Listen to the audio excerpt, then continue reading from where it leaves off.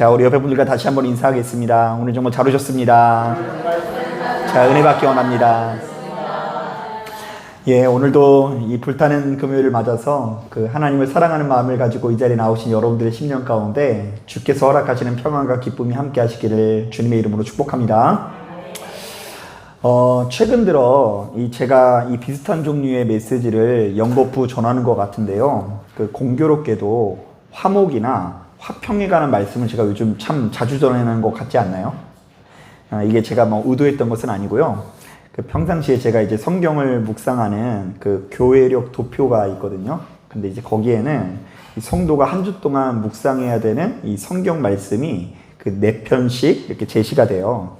그 구약 성경에서 한 편, 시편에서 한 편, 복음서, 그리고 신약 성경에서 한 편, 이렇게 4편이 이렇게 제시가 되는데, 저는 바로 이 도표의 흐름을 따라서 설교할 본문을 선정하거든요. 자, 그런데 최근 들어 그 도표에서 제시하는 본문들이 주로 화평과 화목에 관한 말씀이 많아서 아무래도 제 설교의 흐름이 이렇게 그렇게 전개되는 것 같습니다. 자, 그러나 이제 제가 목회하면서 보니까 우리의 눈에는 우연처럼 보이는 일도 전능하신 하나님의 계획하심과 섭리가 담겨져 있는데요. 아무쪼록 예배 시간마다 귀를 기울이시고 큰 은혜 받으시는 저와 여러분 되기를 주님의 이름으로 축복합니다. 자, 오늘 우리가 읽은 이 본문을 보면 그 사도 바울이 로마에 있는 교인들에게 신앙의 형제들을 함부로 판단하거나 정죄해서는 안 된다라고 규정하고 있는데요. 자, 그 이유는 아주 간단합니다. 자, 당시의 교회가 성도들끼리의 갈등이 상당했기 때문인데요. 자, 좀 더 구체적으로 이야기하면 유대인 출신의 성도들과 헬라인 출신의 성도들의 갈등이 그야말로 최고조에 이르렀다라는 것입니다. 자, 여러분들이 잘 알고 있는 것처럼 그 유대인들이 평상시에 얼마나 복잡하게 살아갑니까? 자, 그들은 수천 년 동안 그 모세로부터 내려온 그 율법을 철저하게 지키는 것을 그 무엇보다 중요한 신앙의 가치로 여겼는데요. 그렇다 보니 예수를 믿고 난 이후에도 특정한 음식을 먹으면 된다, 안 된다 주장을 했고요. 그들이 지켜오던 다양한 절기들을 온 교인이 함께 지켜야 된다라고 주장을 했습니다. 자, 그럼 당연한 이야기겠지만 헬라인 출신의 성도들은 바로 이러한 주장을 받아들일 수 없었는데요. 자, 도리어 구원자 되신 예수 그리스도를 영접함에도 불구하고 쓸데없이 음식에 차별을 두고 특정한 절기를 지켜야 하는 유대인들을 믿음이 없는 자로 규정하곤 했습니다. 자, 그러니까 당시 교회는 양쪽으로 나누어서 심각한 갈등을 겪었는데요. 한쪽에서는 율법을 철저히 지키고 수호하는 자신들이 믿음이 좋은 사람이고, 그렇지 않은 이방인들은 믿음이 좋지 않은 사람이라고 주장을 했고요. 또 한쪽에서는 예수 그리스도를 영접한 이후에도 여전히 율법에 매여 있는 유대인들을 믿음이 연약한 자로 주장하기 시작했다는 것입니다.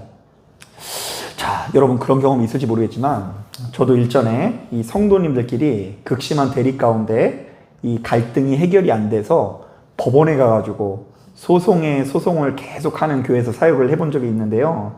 자, 그때 바로 이 교회를 담임하시는 목사님이 참 불쌍하게 느껴지더라고요.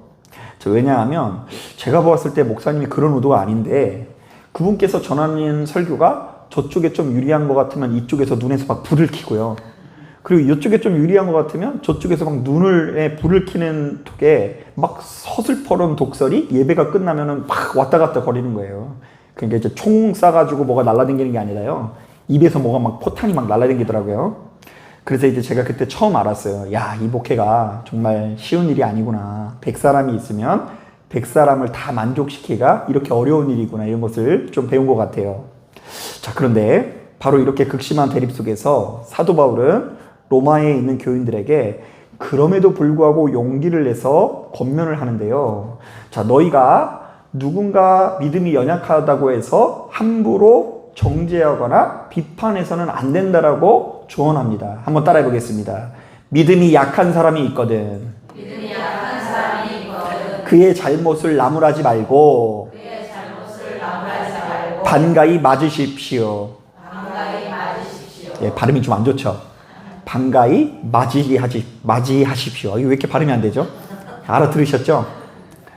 자, 그런데 본문을 꼼꼼히 묵상해 보면 사도 바울은 극심한 대립 가운데 있는 교인들에게 그저 무턱대고 정죄하고 비판하지 말라는 것이 아니라 우리가 반드시 그래야만 하는 이유를 크게 세 가지로 제시하고 있는데요. 자, 저는 이 부분이 많은 성도들에게 감춰져 있고 굉장히 중요한 말씀인 것 같아요. 자, 먼저 이 첫 번째로 우리에게 왜 그래야 되는지를 소개하고 있는지 한번 보려고 하는데요. 자, 우리 3절 말씀, 4절 말씀 천천히 한번 읽어볼게요. 시작. 먹는 자는 먹지 않는 자를 없인 여기지 말고 먹지 않는 자는 먹는 자를 비판하지 말라. 이는 하나님이 그를 받으셨음이라. 남의 하인을 비판하는 너는 누구냐? 그가 서 있는 것이나 넘어지는 것이 자기 주인에게 있음에 그가 세움을 받으리니 이는 그를 세우시는 권능이 주께 있음이라. 자, 우리는 여기서 하나님이 그를 받으셨다라는 부분에 밑줄을 그어야 돼요. 자, 하나님께서 그를 어떻게 하셨다고요? 예, 받으셨습니다. 자, 이것은 크게 두 가지 의미가 있는데요. 자, 일단 첫 번째로 우리의 눈에 아무리 부족해 보이는 사람일지라도 주님께서 그를 자신의 소유물로 여기셨다라는 것인데요. 자, 그렇다면 바로 그 사람은 이제 누구의 종으로서요?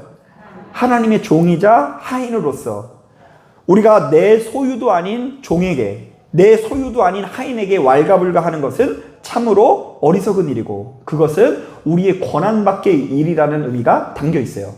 자, 그런가 하면 두 번째로 만약 우리의 눈에 아무리 부족해 보이는 사람일지라도 주님께서 자신의 소유물로 여기면서 종으로 삼으셨다고 한다면 바로 그 사람은 우리의 뜻대로 움직일 수 있다 없다? 우리의 힘으로는 움직일 수 없고 주인 되시는 주님께서 친히 움직이시지 않으면 소용이 없다라는 이야기를 하는 거예요. 자, 제가 이런 점에서 얼마 전에 SNS에 일평생 목회하신 목사님이 올리시는 글을 읽다가 굉장히 크게 도전을 받았는데요. 자, 이분은 목회를 이제 막 시작했을 때에 아주 다양한 목회적 실패를 했다고 하면서 자신의 실패담을 이렇게 적어놨는데요. 자, 그때의 실패들을 이렇게 요약하시더라고요. 성도님들 가운데 일하시는 성령님을 믿지 못하고 내 뜻대로 그들을 좌지우지하려다가 경험한 실패, 혹은 주님보다 앞서며 욕심을 부리다 경험한 실패. 자, 그러니까 성도님들 가운데 분명히 누가 동행하신다고요? 하나님과 동행하시는데 그것을 믿지 못하고 기다리지 못하고 내가 괜히 가가지고 좌지우지하려다가 실패가 있었고 마찰이 있었고 성도들이 자신의 품에서 떠나가는 것을 경험했더랍니다. 자, 그러나 어느 순간이 되니 누군가를 내 힘과 능력으로 변화시킬 수 없다는 것을 철저히 인정하게 되었고, 그렇다 보니 그때부터는 성도들을 철저히 누구한테 맡기고요? 하나님께 맡기고 참고 인내하면서 묵묵히 꾸준히 복음을 전했는데 자신의 욕심만큼은 아니더라도 그렇게 1년이 쌓이고 5년이 지나고 10년이 지났더니 성도들이 그럼에도 불구하고 변한다 안 변한다? 변하더라는 경험을 담아 놓으셨더라고요. 자, 그러면서 후배 목사들에게 이런 조언을 건네십니다. 목사는 자신의 힘과 능력으로 누군가를 좌지우지하려고 해서는 안 됩니다.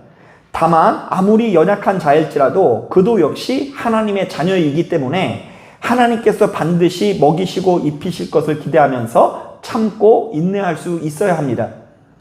자, 사랑하는 여러분, 예수 믿는 우리들은 바로 이러한 믿음을 가져야 되는데요. 자, 여러분 마음에 가장 미운 사람 얼굴을 한번 떠올려 보세요. 아, 그런 사람 없어요?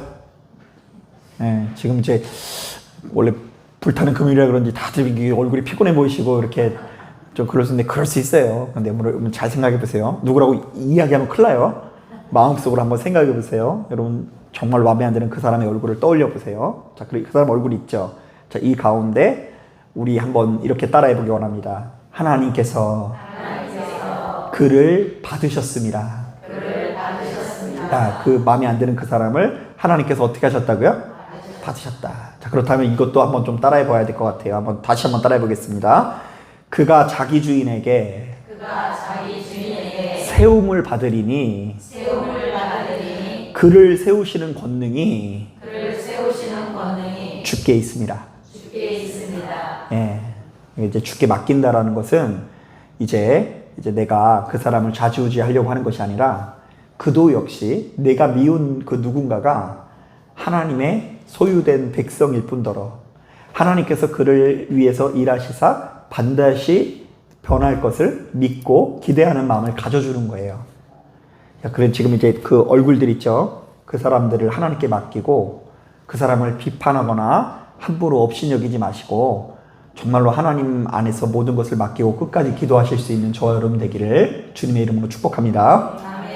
자, 계속해서 6절부터 7절을 보면 이런 말씀이 있습니다. 자, 우리 다 같이 6절, 7절 말씀 함께 읽어보겠습니다. 시작. 나를 중히 여기는 자도 주를 위하여 중히 여기고 먹는 자도 주를 위하여 먹으니 이는 하나님께 감사함이요 먹지 않는 자도 주를 위하여 먹지 아니하며 하나님께 감사함이니라. 우리 중에 누구든지 자기를 위하여 사는 자가 없고 자기를 위하여 죽는 자도 없도다. 자, 이게 무슨 말일까? 자, 사도 바울은 당시의 교인들이 서로 여러 가지 의견 차이가 있음에도 불구하고 저마다 누구를 위하는 삶을 살고 있다고요? 예? 예, 자기를 위한 삶이 아니라 주를 위한 삶을 살고 있다는 것을 강조하는데요. 조금 더 구체적으로 이야기하면 모든 성도들이 예수를 믿는다라는 이유로 지금 자신의 생명을 위협받을 정도로 큰 고난과 괴로움을 경험하고 있다는 것입니다. 자, 그러므로 양쪽이 서로 너무나 큰 차이가 있다는 것에 주목하지 말고 함께 고난받고 있는 동지라는 것에 주목하라는 이야기를 하는 거예요. 자, 이른바 우리가 살아도 누구를 위해서 살고 주를 위해서 살고 죽어도 주를 위해서 죽는 믿음의 동지라는 것이죠. 여러분 눈치채신 분은 아시겠지만 그 우리 교회 주보를 보면 제가 이런 교회가 되게 하소서라는 이렇게 말과 함께 제가 그동안 목회하면서 생긴 5가지 나름대로의 목회 비전을 적어두었는데 그 중에 2번을 보면 이런 내용이 있어요. 함께 하기에 지속 가능한 복음의 능력을 경험하는 교회. 어때요? 그럴듯하지 않나요? 자, 이게 뭐냐면요, 여러분. 사실 이론적으로 따지면요. 자, 우리가 혼자서도 주의 이름을 사실은 부를 수 있어요, 없어요? 있고요. 사실은 혼자서도 구원받을 수 있는 길이 그 사람에게 닫혀 있다라고 말하는 것은 이게 좀 지나친 말인 것 같아요. 혼자서도 기도하고 혼자서도 예수를 잘 믿으면 구원받을 수 있는 길이 열려 있죠. 자, 그런데 이것이 실제로는 굉장히 어려운 이야기일 수 있는데요. 자, 왜냐하면 우리는 너무나 연약한 존재인지라 함께하는 성도들 없이 또한 주님의 몸된 교회를 이루지 않고 복음의 능력을 지속적으로 경험하기가 정말로 어렵기 때문입니다. 자, 제가 일전에 말씀드린 것처럼요. 자, 아무도 없는 예배당에서 나홀로 예배드리고 나홀로 기도하는 것이 정말 쉽지 않은 일이에요. 저는 이제 목회 초창기에 그래서 시작할 때 가장 힘든 것 중에 하나가 그런 게 너무 힘들었어요. 제가 이제 항상 교회 가면 한 30명, 40명 이렇게 같이 모여서 예배 드리면서 기도만 해봤지 진짜 혼자서 예배를 드려본 적이 없거든요. 혼자서 예배 드리거나 기도 드리는 경험이 없었는데 막상 그렇게 해보니까요. 되게 무서워요.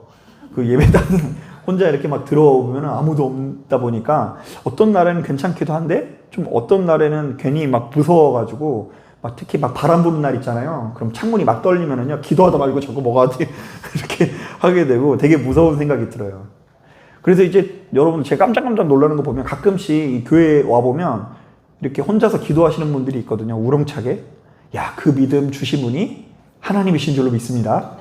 우리는 그렇게 할 수가 없어요. 하나님께서 그런 믿음과 능력을 주셨기 때문에 혼자서도 그렇게 아무도 안 보는데도 열심히 기도할 수 있는 것입니다.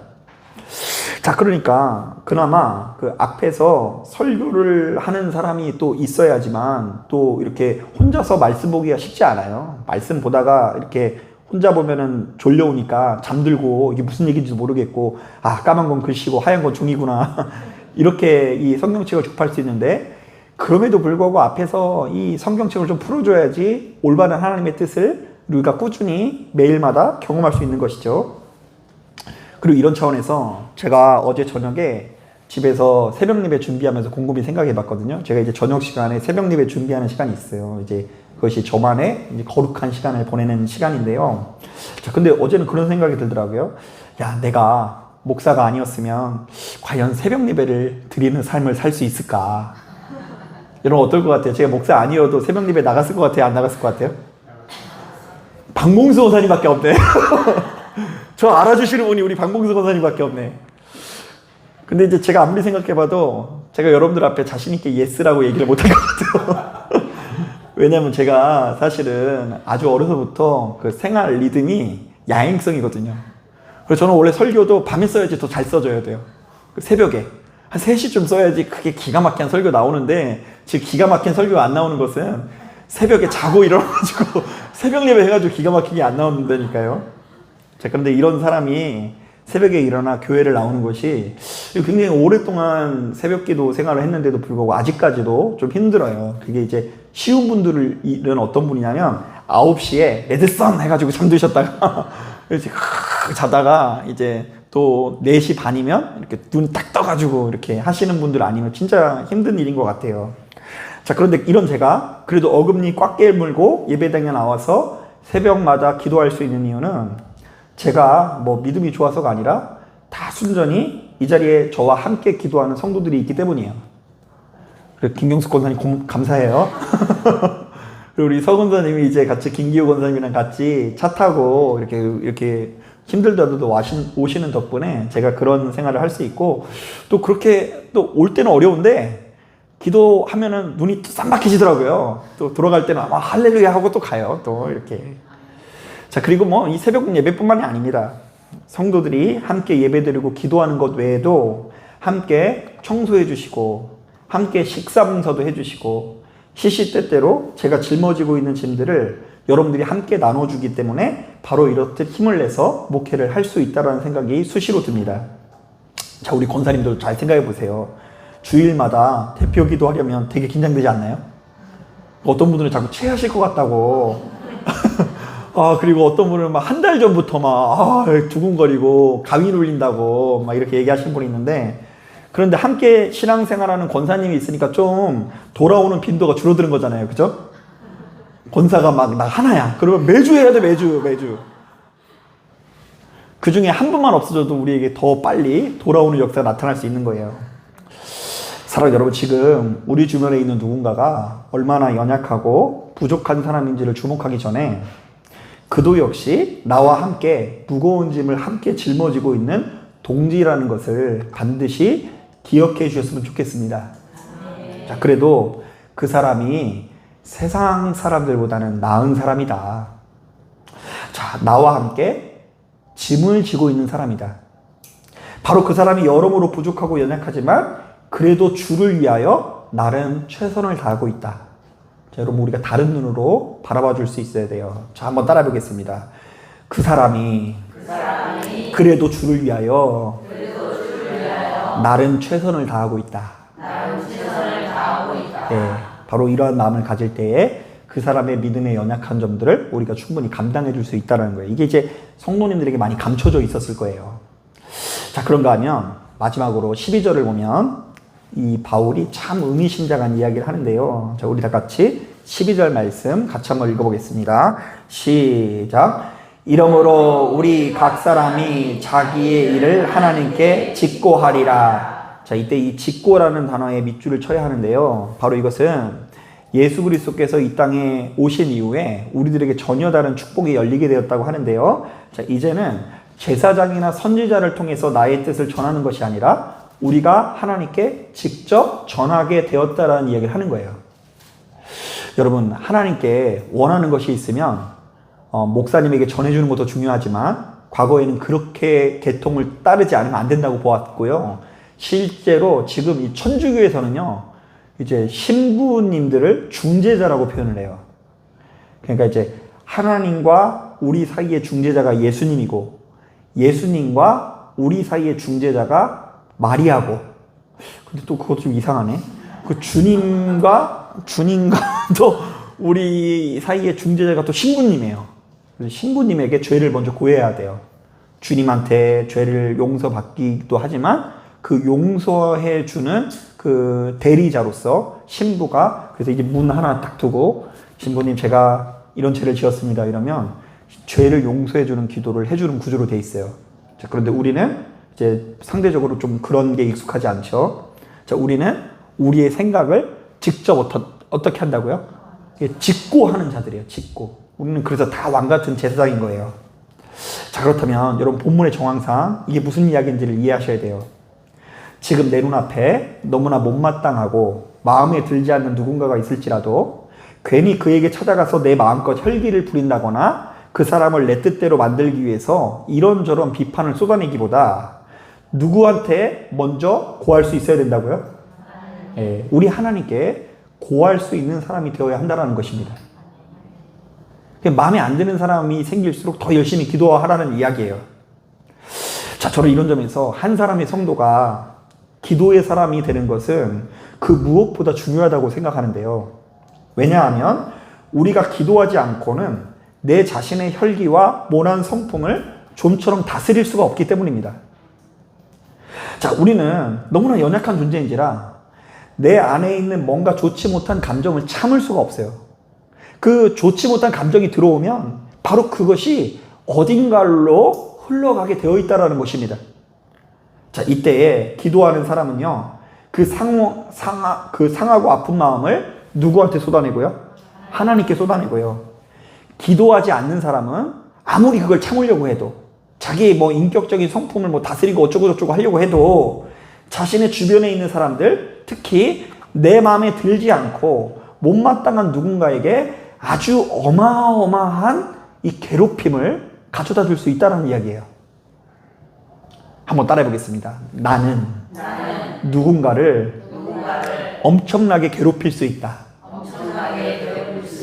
안 그런 척 하시는데 그럴 수 있다고. 그러니까 기도해서 하나님께 쏟아내면 좀 이게 경감이 돼요. 근데 이제 하나님께 쏟아내지 않고 이것을 내가 계속 참거나 어떻게 혼자 이걸 처리하려고 막 해버리다 하다 보면 이 모든 것들이 어딘가로 흘러들어갈 수 있다라는 이야기예요.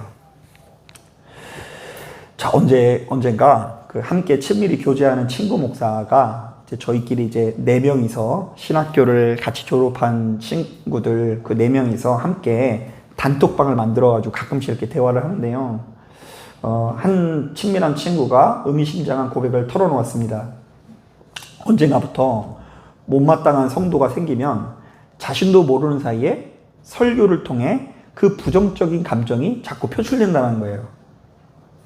그럴 수 있겠다는 생각 안 들어요? 그죠? 인간이니까. 자, 그래서 저도 역시 바로 그러한 현상을 너무 잘 알고 있고 경험을 해봤기 때문에 아주 신신당부를 하면서 조언을 했는데 이 조언이 굉장히 그럴듯하게 전해졌어요. 궁금하지 않았어요? 궁금하다고 하셔야지 제가 이렇게 얘기를 하는 거예요. 제가 이제 그 순간 생각이 나서 얘기했는데, 야, 목사가 그렇게 설교가 절대로 오염되면 안 되니까 일단은 철저히 원고를 구성해서 설교를 해라. 이제 그 옛날에 부흥사 목사님들 같은 경우에는 제가 진짜 존경스러운 게 뭐냐면, 저 어렸을 때 부흥강사 목사님들은 그냥 올라와가지고 막 이렇게 시작해요. 그리고 나서 2시간, 3시간 원고 하나 없이 그냥 성령님께서 주시는 감동이래요. 그걸 가지고 이렇게 2시간, 3시간씩 하는데, 저도 이렇게 그렇게 설교를 해본 적이 있는데, 그렇다 보면 이 감정이 치우칠 수 있으니까, 야, 원고를 써라. 그리고 원고를 작성하는 중에도 원고를 작성하다 보면 이 부정적인 마음이 이렇게 딱 느껴지거든요. 그래서 부정적인 마음이 있으면 좀 자꾸 막히거나 자꾸 이 방향이 좀 이상해져요. 그러면 그때 그것을 멈추고 그 부정적인 마음이 해결된 이후에 그 원고를 작성해라. 그리고 3번째, 원고를 작성한 후에 이 쭉 읽어봐서 아무래도 이것은 너의 개인적인 원한이 담긴 부분이라고 생각이 들면 죄다 지워버리고 그 부분을 빼놓고 설교를 해라. 자, 그랬더니, 야, 근데 네 말대로 했는데 설교 내기 별로 안 남았어. 다 그 사람을 향한 원망과 부정적인 거. 근데 그렇게 했는데도 불구하고, 제가 그렇게 신신당부라고 같이 기도를 했는데도 불구하고 강단에 올라 한 번 진짜 못 참고 2판 4판 048호로 설교를 했다가 그 친구가 진짜 이제 곤란한 지경에 놓이고 나중에 슬피 울며 이를 갈게 되는 아주 곤란한 상황에 놓이게 되는 걸 본 적이 있어요. 자, 그런가 하면 최근에 또 재밌는 이야기를 들었는데요. 그 한 사모님이 그 SNS 활동을 열심히 하셨는데요. 문제는 자신도 모르는 사이에 성도님들에게 어떤 부정적인 감정이 생길 때마다 자신의 SNS 계정에 교묘히 저격글을 올리기 시작한 것입니다. 심지어 남편 목사님에게 어떤 불만이 생겨도 바로 그것에 대한 불만을 불특정 다수를 향한 이야기처럼 교묘하게 표출하기 시작했습니다. 자, 그런데 자신은 티를 안 낸다고 올릴지 모르겠지만 그거 있는 사람들은 자기를 향한 글인 거 알아요, 몰라요? 알죠? 이거 나한테 쓰는 글이구나.